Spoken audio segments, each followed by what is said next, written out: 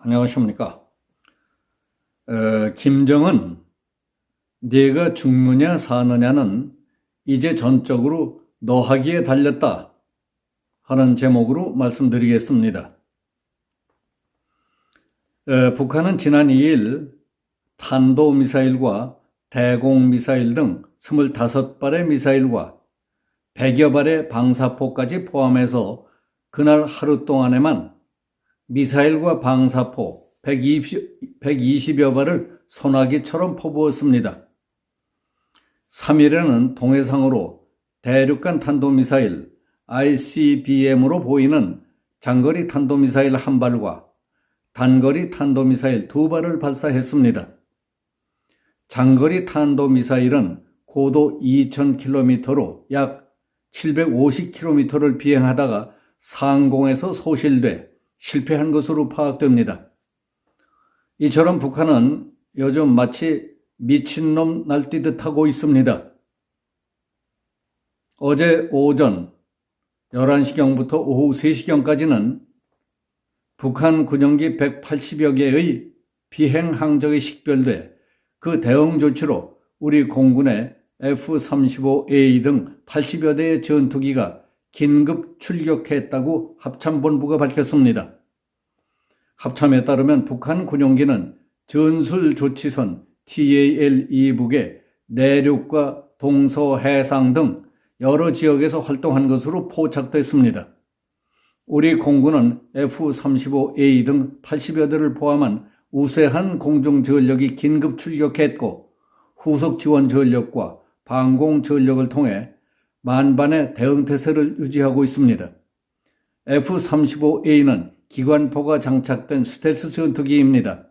이 전투기는 박근혜 대통령 때인 지난 2014년 3차 FX 사업을 통해 도입을 확정했고 2018년 3월 말 1호기가 출고됐습니다. 한미연합 공중훈련인 비질런트 스톰에 참여했던 240여 대의 전력도 훈련을 지속하면서 대비태세를 유지하고 있는 것으로 알려졌습니다. 비질런트 스톰은 당초 지난 10월 31일부터 11월 4일까지로 계획돼 있었지만은 북한의 연이은 미사일 도발로 하루 연장하기로 한미 간에 합의돼서 11월 5일 오늘까지 하게 됐습니다. 이번 일은 최근 북한이 한미 합동군사훈련을 핑계로 하루에 수십 발씩 각종 미사일을 쏘아대는 상황에서 발생했지만은 우리 군의 군사대응 태세와 관련해 몇 가지 의문점을 남기게 됐습니다. 그동안 북한의 미사일 도발은 북한 영토에서 동서 방향, 즉 동해 먼 바다나 단거리 미사일의 경우 서해로 비행해서 낙하하는 경로를 선택해 왔습니다. 비행 고도 또한 일본 상공을 통과해 태평양에 떨어질 경우 일본과 생길 수 있는 분쟁을 피하기 위해 초기부터 우주권을 향해 수직 발사하는 시기였습니다. 통상 북한이 미사일을 발사할 경우 미군의 정찰 자산 외에 가장 먼저 이를 탐지하는 것은 한국 해군 이지스함에 탑재된 레이더입니다. 미군의 경우 인공위성이나 특수 정찰기를 통해 발사 원점의 영상과 신호 정보를 수집해 미사일 발사 징후를 사전에도 탐지하는 것으로 알려져 있습니다. 따라서 발사 후 이를 추적하는 것은 주로 한국 해군 이지스함이 도맡아 왔습니다. 지난 2일 북한이 발사한 3발의 미사일 중 1발이 울릉도 방향, 즉 대한민국의 영토를 향해 날아오고 공습 경보까지 내렸다면 당연히 요격 대상입니다. 정부와 합참본부는 이와 관련해 울릉도 방향으로 날아오던 북한 미사일은 공해상에 떨어졌다고만 발표했습니다. 북한 미사일이 떨어진 것은 우리 군의 요격에 따른 것일 수도 있지만은 군사기밀이기 때문에 굳이 밝힐 필요는 없었을 수도 있을 겁니다. 그러나 북한이 쏜 미사일이 우리 영토인 울릉도를 향해 날아가고 있는데 요격 시도를 하지 않았다거나 아예 요격 능력조차 없었다면 심각한 문제가 아닐 수 없겠습니다. 당초 군이 울릉도에 공습경보를 발령한 것은 상승 및 하강 각도 등 비행 경로를 추적, 계산한 결과에 따른 것입니다. 따라서 울릉도를 향하던 북한 미사일의 낙타는 우리 군의 요격 또는 북한 미사일 사령부의 자폭 기능 작동 아니면 설명할 수 없습니다. 현재 우리 군이 운용 중인 한국형 미사일 방어체계 KAMD는 미국제 패트리어트 미사일과 국산 지대공 미사일인 천궁을 복합한 것으로서 수도권 방어에 집중되어 있습니다. 따라서 이번에 동해 먼 바다 울릉도 방향으로 비행한 북한 미사일을 요격했을 가능성은 거의 없는 것으로 군사 전문가들은 보고 있습니다. 며칠 전에 있었던 패트리어트와 천궁 발사 훈련에서 두 미사일 모두 결함을 보이는 등 아직까지 한국형 미사일 방어체계 KAMD의 완성도가 그렇게 높지 않다는 점 또한 요격 가능성을 낮게 하는 요인이 되겠습니다. 이 때문에 주목되는 것이 경북 성주에 배치되어 있는 미군의 고고도 미사일 방어 시스템, 즉 사드의 작동 여부입니다.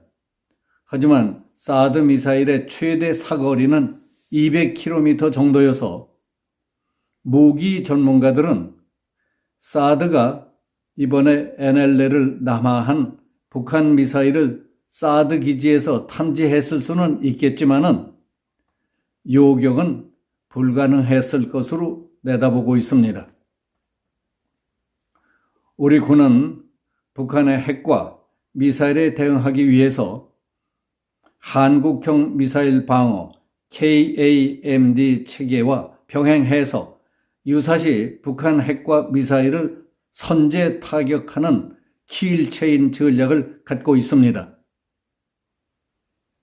지난 2일 북한이 발사한 미사일은 휴전 이후 처음으로 NLL을 넘어 우리 영토 울릉도를 향해 날아왔지만은 킬체인은 작동하지 않았습니다. 우리 군은 사후에 공군기를 띄워 북한의 동해, 공해상에 공대지 미사일을 발사하는 대응을 보여주었습니다.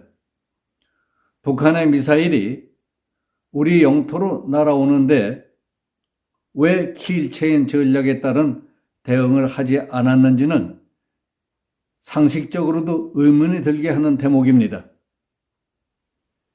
최근에 북한 미사일 발사는 더 이상 미사일 성능 향상을 위한 시험과 훈련 못지않게 미국 등 국제사회, 특히 남한을 향한 심리전 요소가 다분하다고 볼 수 있겠습니다. 북한이 최우선적으로 노리는 것은 공습 경보가 일상화되는 대한민국 국민들이 느낄 피로감입니다. 더구나 대한민국은 경제의 90%를 무역에 의존하는 나라입니다. 서울 도심 한복판까지 툭하면 공습 경보가 울린다면 국제 비즈니스가 되겠습니까? 이와 관련해 야전군 사령관과 합참의장을 지낸 한 예비역 대장은 4일 펜 앤드 마이크와의 통화에서 북한이 앞으로 한 번이라도 더 NLL 남쪽으로 미사일을 발사할 경우 발사 원점에 대한 군사적 대응이 필요하다. 그렇지 않고서는 대한민국 먼 바다 곳곳에 북한 미사일이 떨어지고 수시로 공습 경보가 울리게 될 것이다.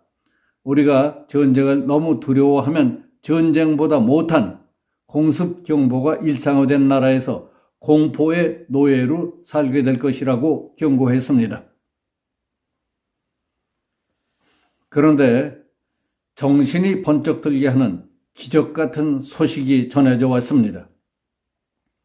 한미 국방장관은 미 국방부 펜터곤에서 열린 한미 안보협의회 SCM이 끝난 뒤 공동성명을 통해 북한의 핵미사일 위협에 대응하기 위한 핵우산 훈련을 매년 실시하기로 했다고 발표한 것입니다.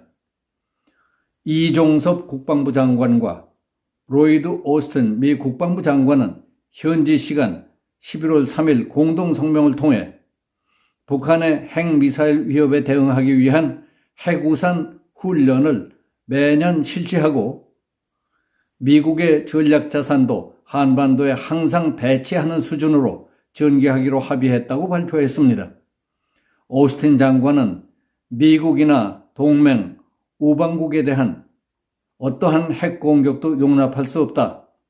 이는 김정은 정권의 종말을 초래하게 될 것이라는 문기까지 넣어 강조했습니다. 김정은에게 묻습니다. 네가 죽느냐 사느냐 하는 문제는 이제 전적으로 너 하기에 달렸다 하는 사실을 알겠느냐 모르겠느냐고 묻고 싶습니다. 여기서 마치겠습니다. 감사합니다.